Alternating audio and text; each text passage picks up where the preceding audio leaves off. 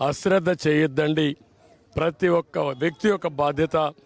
ఎక్కడో అమెరికా నుంచి, హైదరాబాద్ నుంచి, లేకుంటే బాంబే నుంచి, వివిధ నగరాల నుంచి, బెంగళూరు నుంచి, చెన్నై నుంచి, అనేక నగరాల నుంచి వాళ్లే డబ్బులు ఖర్చు పెట్టుకుని అభ్యర్థులు తెలియకపోయినా ఒక పార్టీ విధానాలతో వాళ్ళు ముందుకు వచ్చే పరిస్థితికి వచ్చారు. కొంతమంది అయితే పేదవాళ్ళు, కూరగాయలు వ్యాపారం చేసుకునే వాళ్ళు ఇక్కడ లేకుండా ఎక్కడో ఉంటే సొంత ఖర్చులు పెట్టుకొని క్యారియర్ పెట్టుకొని నేరుగా వచ్చి వాళ్ళ గ్రామంలో ఓటేసుకునే పరిస్థితికి వచ్చారు. ఇది నా జీవితంలో ఎప్పుడు చూడలా.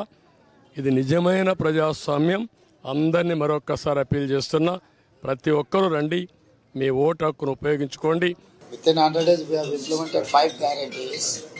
So, the mood is there. Day one, I have told, this is referendum for my government. Last time I have got 33.5% of vote. So, Modi is not take my challenge. BJP also is not saying that this is referendum for Modi government. If we've seen the governance, and if you think that you have benefited from this governance, then vote for that governance which would lead to a brighter future. According to the BJP's own rule, prescribed by themselves, after 75 years, nobody will take up any position. Accordingly, Mr. Modi has to step down. It is quite possible. It is up to the BJP people to think. Sir, will you join hands with the India bloc in the days to come? There is nothing like a bloc, I am telling you.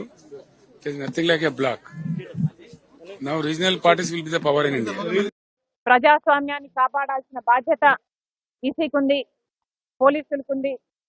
దయచేసి ఏ ఒక్క party side తీసుకోకుండా నిస్వార్థంగా, impartial గా అధికారులందరూ పనిచేయాలని, ప్రజాస్వామ్యాన్ని గెలిపించాలని, భారత రాజ్యాంగాన్ని గెలిపించాలని కాంగ్రెస్ పార్టీ కోరుతుంది.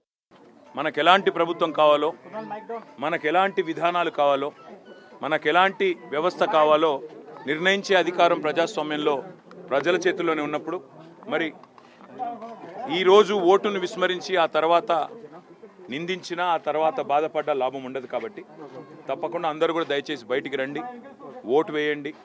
మంచి ప్రభుత్వాలని, మంచి నాయకులని, మీకు మంచి చేసే నాయకులను, మంచి విధానాలకు మరి ప్రాతినిధ్యం వహించే నాయకులకు మీరు తప్పకుండా ఆశీర్వదించాలని కోరుతూ మీరు కూడా ఓటు వేయాలని విజ్ఞప్తి.